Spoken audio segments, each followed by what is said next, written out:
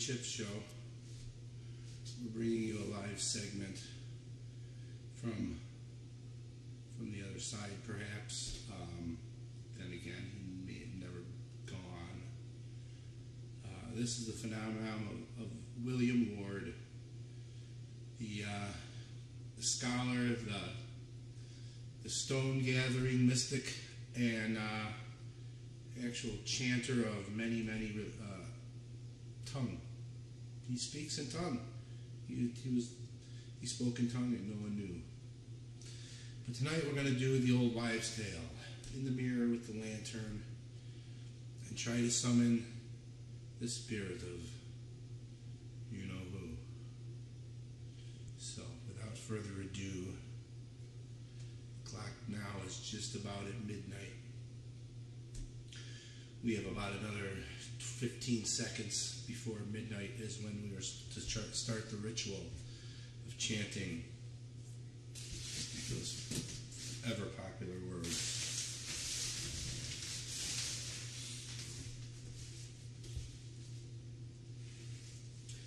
So, again, we're gonna do this. It says to work if you know the name of any past, you can call them through a mirror and must be a lantern though. Must be a lantern. I think a candle will work also, but it must be a lantern. So here we go. Let's count down to 5, 4, 3. I believe in William Ward. I believe in William Ward. I believe in William Ward.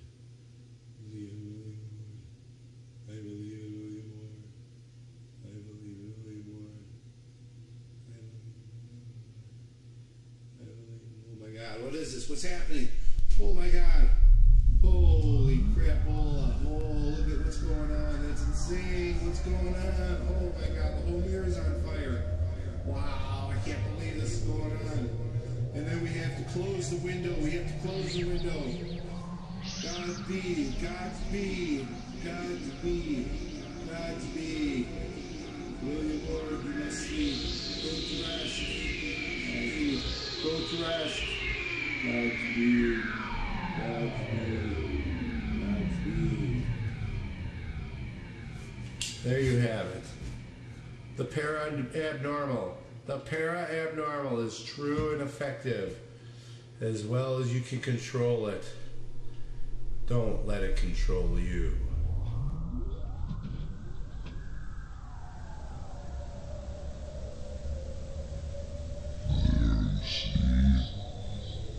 It is real.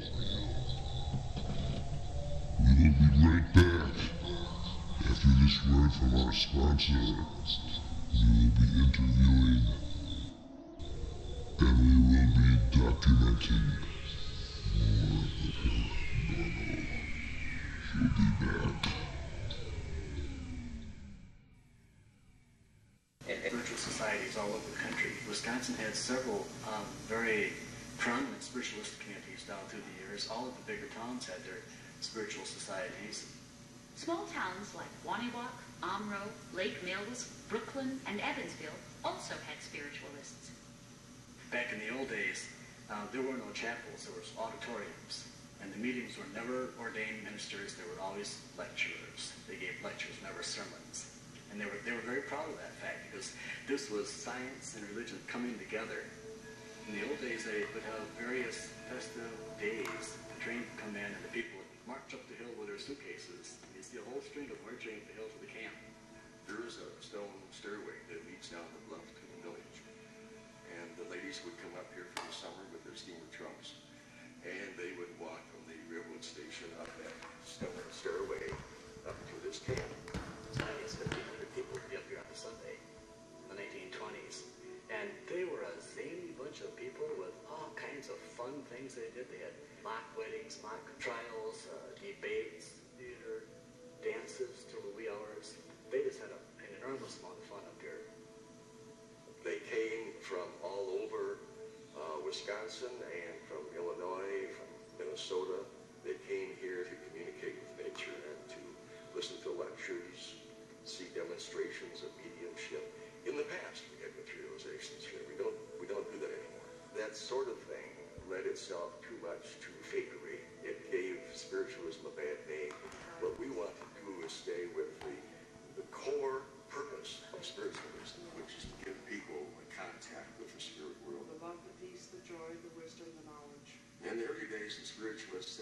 not a religion, it was a scientific philosophy. Today, we would think of it as a religion. It's become more mainstream, almost like a Protestant faith. The church service very often resembles the two of the benediction and the sermon and the offertory and hymns. I think all Christian religions and faiths probably have a construct of an afterlife. But in spiritualism, we go one step further. And we say not only do we believe in the afterlife, but that we can actually communicate with our loved ones who have gone into the spirit dimension and give people a great deal of comfort in their times of grief and personal turmoil.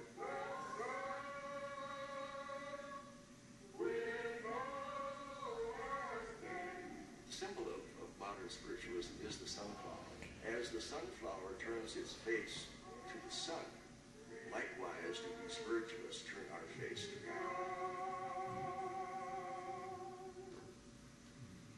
The camp is the primary outreach program of the church.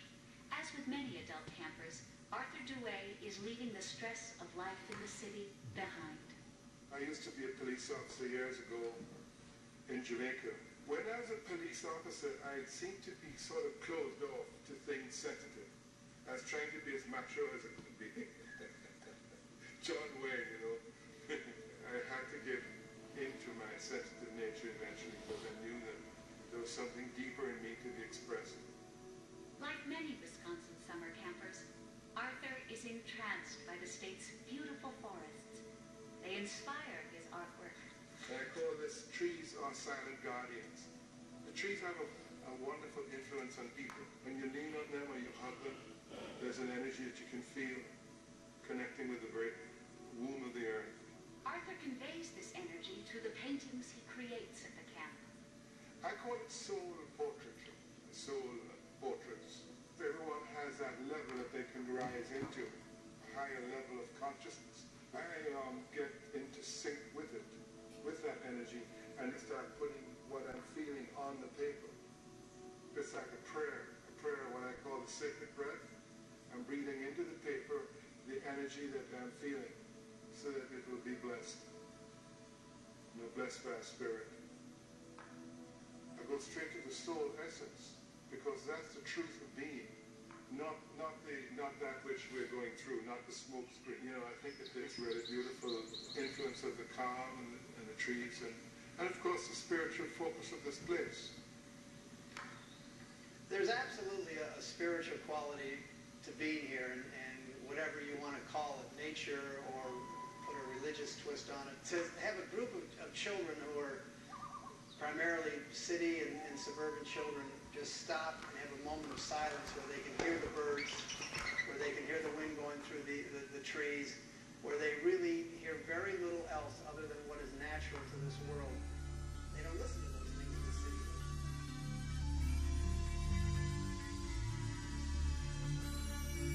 Hi, welcome to the Johnny Chips Show, the PARAABNORMAL place to be, you know. And for our first inaugural show, we have Daryl running Black Bear, and he is a leather maker, a clairvoyant, and also a shaman of the mystical. So, Daryl, he knows spiritual things that could freak you out, like listen to your parents and be good to your teachers and stuff like that, and more, I'm sure. This is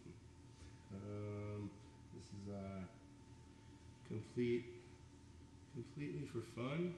So, you're a specialist in the Devils Lake, Baraboo, Wisconsin area. What can you tell us? Any stories about that area? I heard there was hauntings and things that just are para-abnormal. Well, there's a train that's at the bottom of the lake, and that could release a few spirits. and supposedly William Moore is supposed to be in that train. Oh, from way back.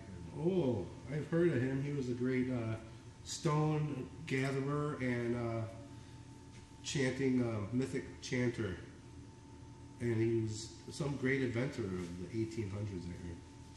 I've heard of him. Isn't it true that the Indians had a heavenly name for the lake, but when the white man came, they changed it, I heard, to Devil's Lake, Yes. just to attract more money, greed. Greed ruins it all. Tourism. Yep, that's it. So, is there any alleged sightings of Bigfoot or the Yeti or possibly the abominable snowman in that area that you've heard of? Too fun with the camera. Them guys, they need to know. We already. I think the Yeti. The Yeti is an absolute para-abnormal creature. And it ties in with all that other stuff, that hauntings of the spiritual plane and the dimensional rift. So, thank you for joining in the first Adventures of Para-Abnormal Weekly. I'm your host, Johnny Chips. This was my guest, Daryl, running Black Bear. And if we could bring you some clips, let's see what we put some.